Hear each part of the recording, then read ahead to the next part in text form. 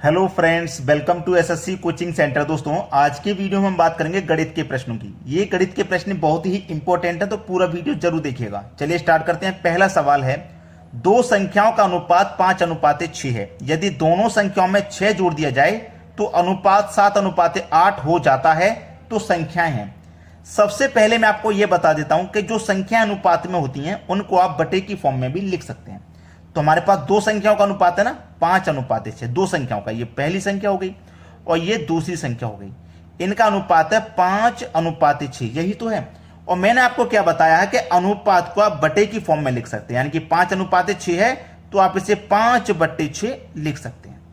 फिर उसने बोला है कि दोनों संख्याओं में 6 जोड़ दिया जाए। तो पहली संख्या 5 थी, इसमें भी 6 जोड़ दिया जाए। दूसरी संख्या 6 है, इसमें भी 6 जोड़ दिया जाए।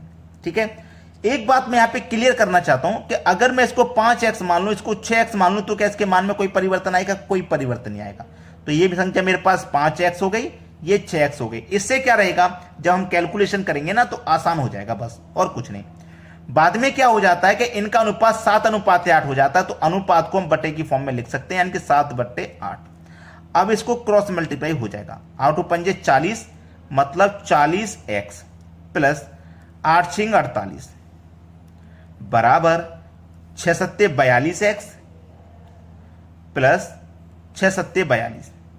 ठीक है, अब x वाले टर्म हम एक तरफ करेंगे। देखो 40x है ना, प्लस का इधर आके माइनस का हो जाएगा, तो 42x में से 40x माइनस हो जाएगा, तो 2x बचेगा।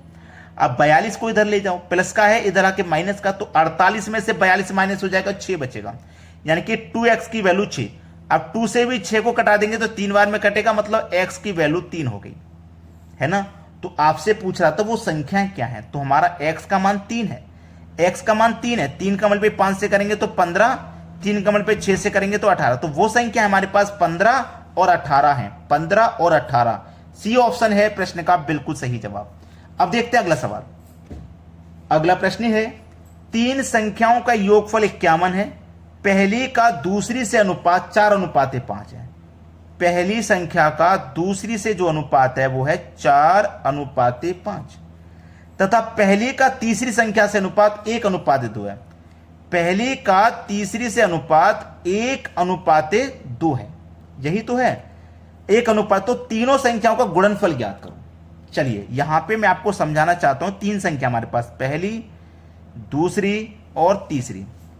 पहली संख्या का अनुपात हमारा 4 है, तो मैं पहली संख्या के नीचे लिखूंगा। ठीक है, पहली संख्या का अनुपात 4 था, पहली के नीचे लिख लिया। अब यहां पे देखना कि मेरी पहली संख्या का अनुपात 4 है और यहां पहली संख्या का अनुपात 1 है, तो मुझे पहली संख्या का अलग अलग अनुपात दिया गया है, तो मुझे ये सेम करना पड़ेगा, इक्वल करना पड़ेगा।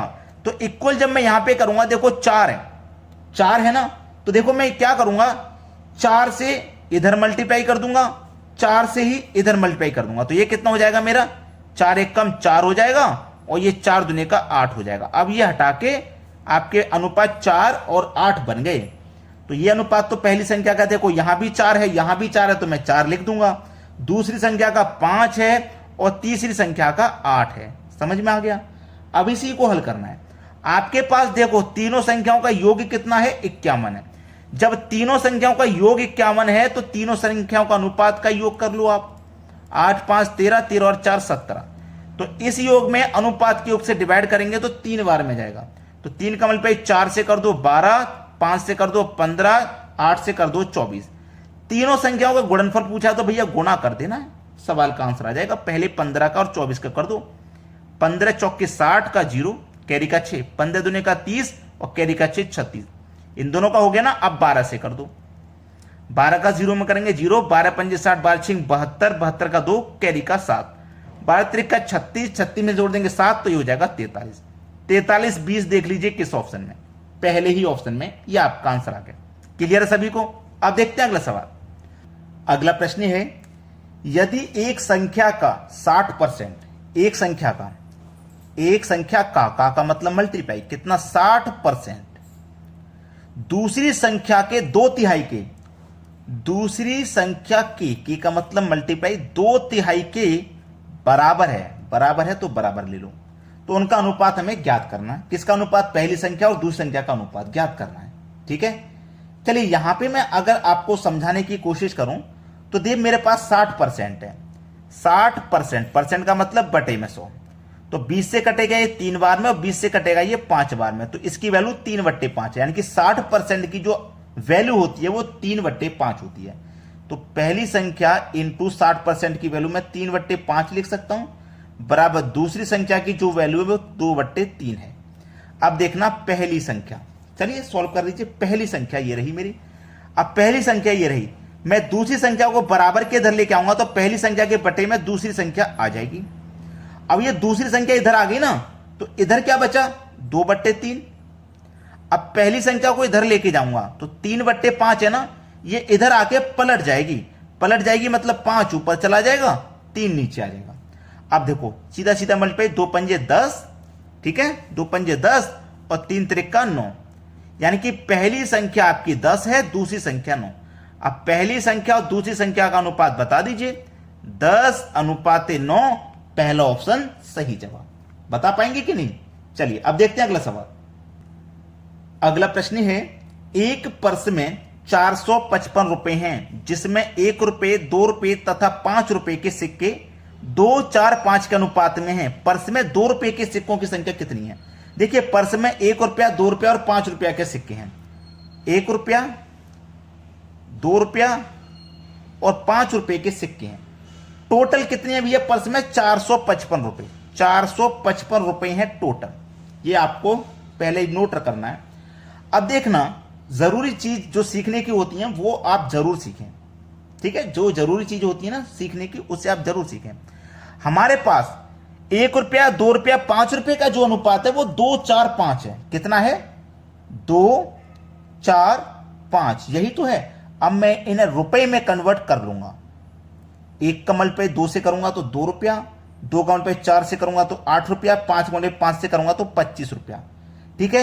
ये मेरे पास 455 रुपए में योग है और ये मेरे पास 2 और 8 10, 10 और 25 35 रुपए में योग है।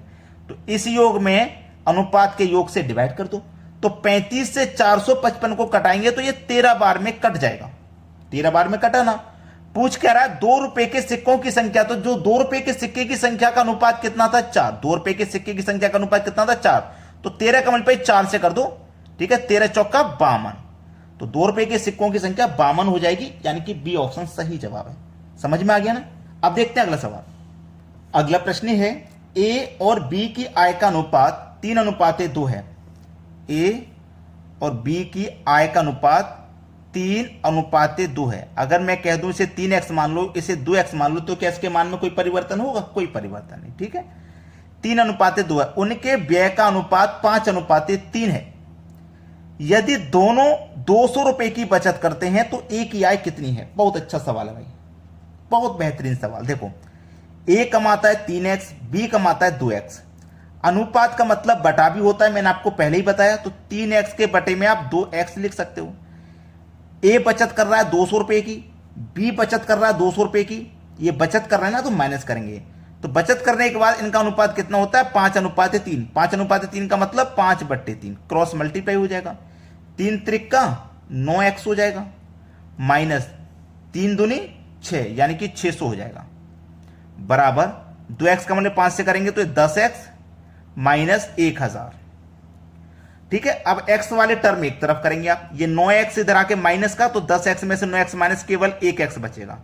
1000 इधर आएगा, ये माइनस का 1000 है ना, तो इधर आके प्लस का, तो प्लस के 1000 में से माइनस का 600 जाएगा, तो प्लस का 400 बचेगा।